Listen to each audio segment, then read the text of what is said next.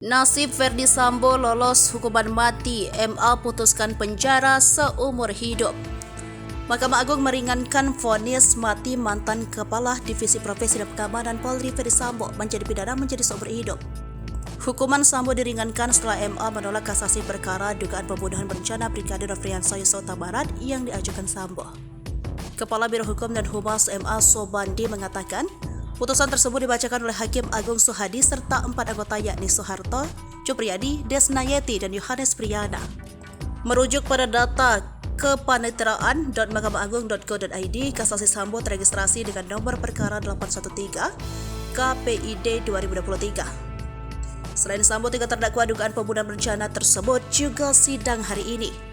Mereka adalah istri Sambo Putri Chandrawati, mantan ajudan Sambo Ricky Rizal, dan pembantu rumah tangga Kuat Ma'ruf. Perkara istri Sambo terregister dengan nomor perkara 816 KPID 2023 dengan klarifikasi pembunuhan berencana.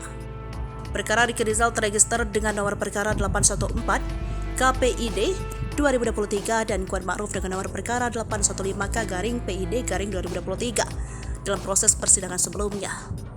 Sambo dinilai terbukti secara sah dan meyakinkan bersalah melakukan pembunuhan berencana terhadap Brigadir Yosua atau J.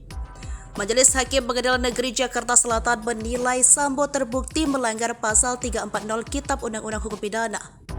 Contoh pasal 55 ayat 1 ke 1 KUHP. Mantan Kadif Propam itu juga terlibat obstruction of justice atau perintangan penyidikan terkait pengusutan kasus kematian Brigadir J.